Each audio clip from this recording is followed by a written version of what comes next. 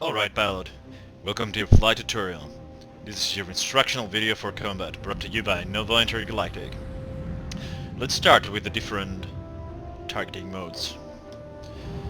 Right now, you will see that my reticle remains focused where I should. This is a fixed weapon loadout. Under this firing mode, your guns will fire exactly where your aim is. Let's speak about a PIP, the projected impact point. You will see on your screen that alongside my crosshair there is a small circle that moves around with my target. Right now I'm using a lead PIP. That implies that I have to shoot at that point in order to impact my target, just as so. If I shoot any other point, the velocity of my target will imply that the shot will miss. Now, I'm currently using the lead PIP mode.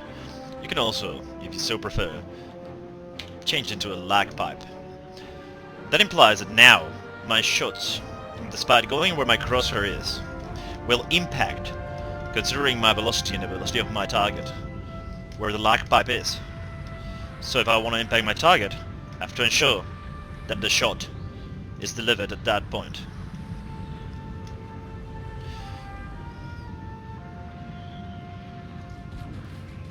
Like so. As you know, there are many different firing modes. Right now, I'm using fixed, which is the classic mode for any pilot simulator. This is the gimbal mode.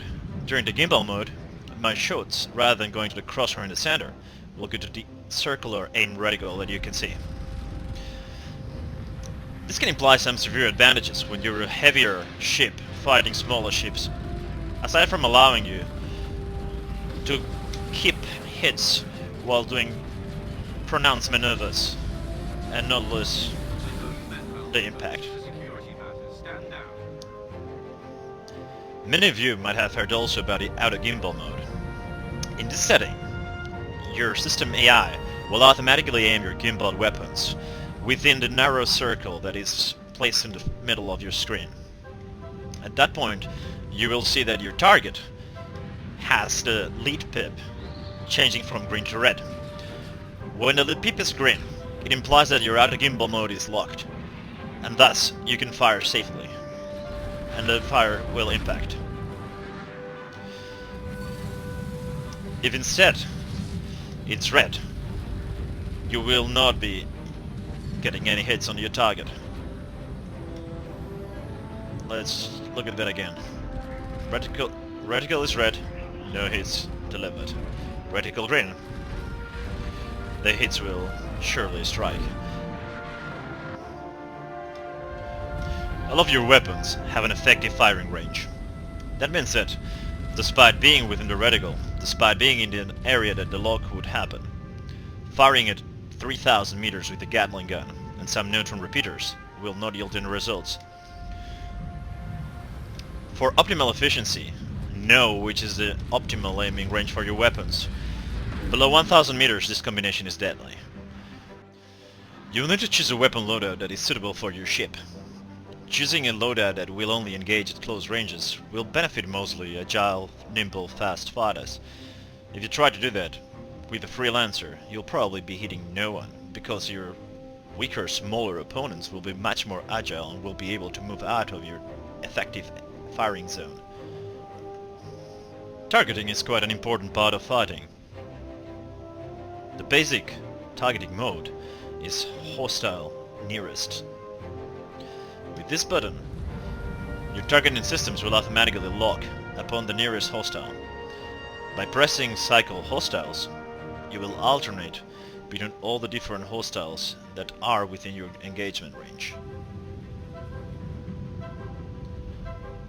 Now let's set our target on our nearest hostile.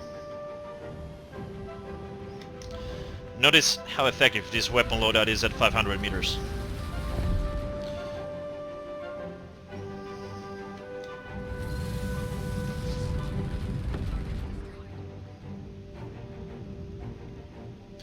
If you understand your weapon loadout, you'll be able to much more efficiently leverage your advantage in combat.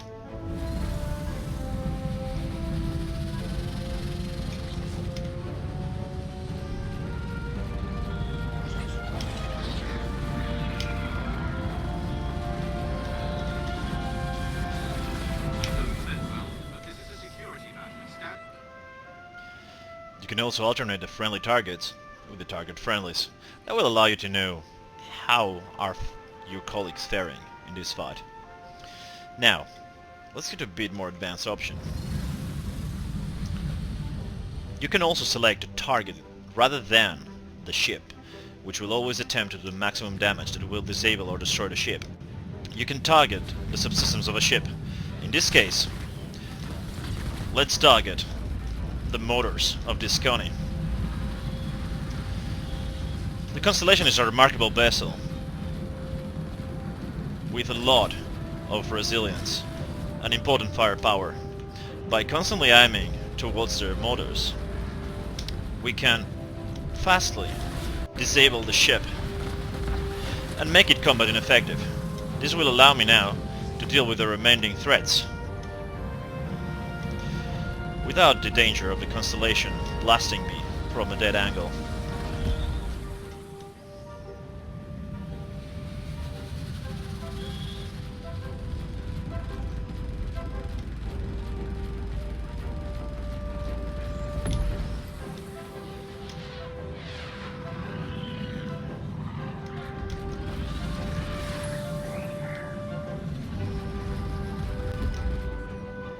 Once everyone's been dealt with, I can now safely stroll towards my good old Connie, who should be drifting through space without any control.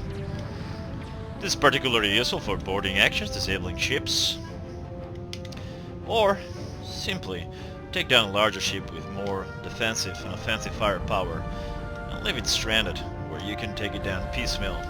Let's check out its pilot. I want to see the haircut. See? This Connie is dead on the water. Absolutely no threat. Now let's destroy her. Actually, let her go out of the boundary. Ta-ta, Connie.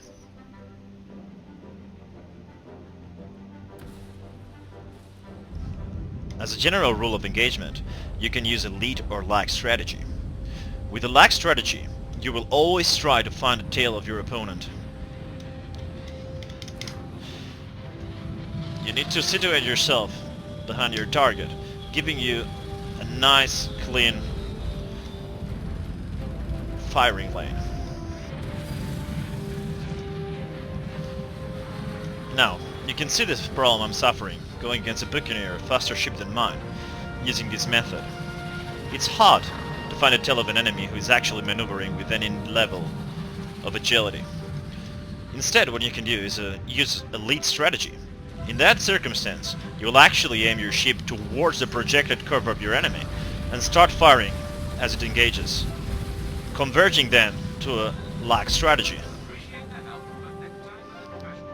It's particularly useful with ships that are faster than yours. Let's now look at some more lead versus lag approach patterns. I'm facing buccaneers, so it will be good to illustrate the different advantages of every system. I'm mostly going to use a lead approach since they're faster. Rather than trying to get its tail, I'm just going to aim my ship towards the projected vector that the ship is taking. And only opportunistically, I will switch to a lag strategy.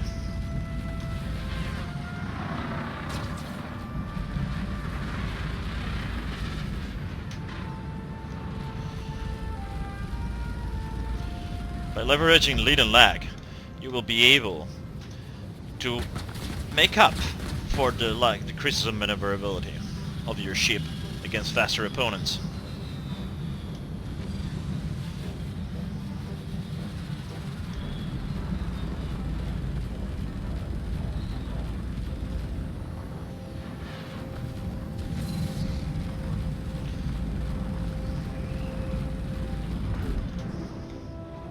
Let's set the parts of my shell to the front. Right now you'll notice that my shields are effectively facing forward. That allows me to engage in a frontal-facing assault with much more confidence, knowing that it will be harder for the weapons to penetrate my shields and deliver any meaningful damage to my ship.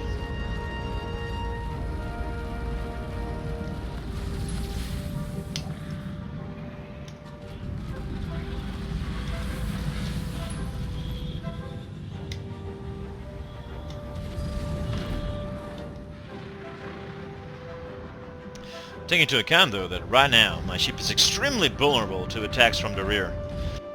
You can play with the level of deflection of your shields. Right now let me reroute just partially my power to the front. This will allow me to joust, whilst being relatively safe if someone engages me from the rear. Look at those beautiful shields.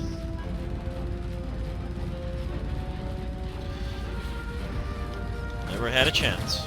And sure enough, my lateral and backward shields resisted. Now, with less enemies, let me put it all to front. Yeah, go on, hit.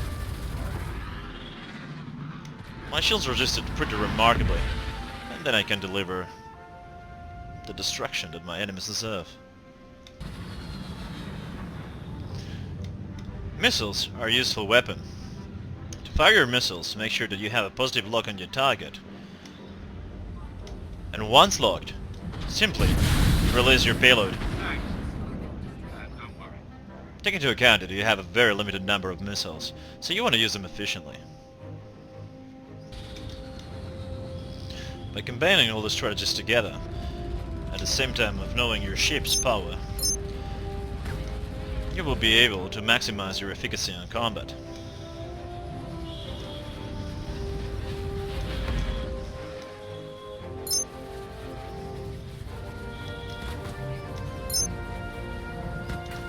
Let me now put all my shields to the back since I'm being pursued. And rotate over myself.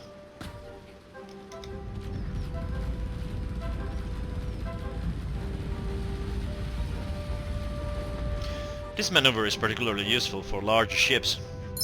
Say if I was flying a Vanguard and I had a Buccaneer on my tail, I would like to reroute the power to my back shields, then spin on myself by using the coupled and blast him out of existence with a very short time to kill of my superior weapons would provide.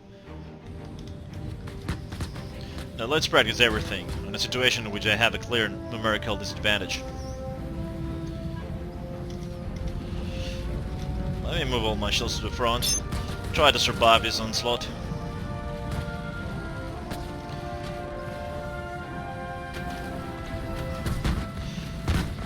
Right now this is a risky situation.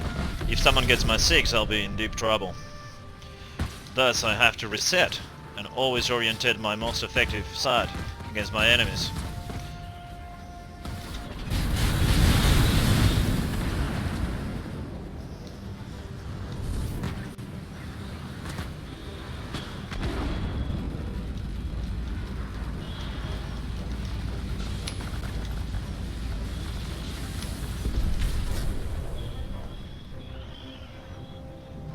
Don't be afraid to reset your positioning and re-engage in a situation that's more favorable.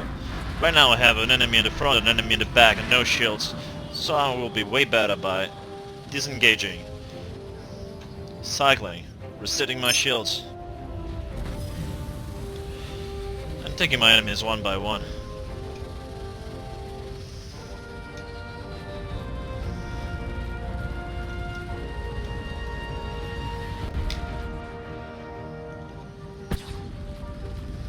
That's a Connie. Let's disable its motors.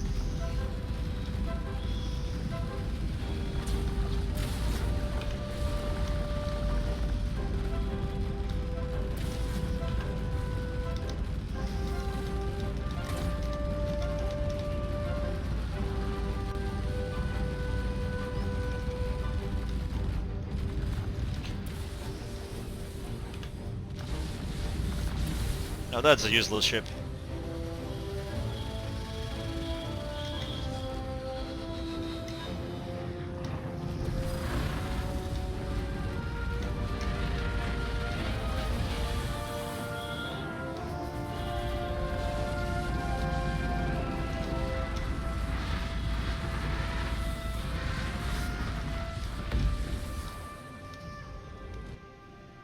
Knowing your ship will allow you to use it at the best of its abilities. Make sure to check out Flight Mode Tutorial.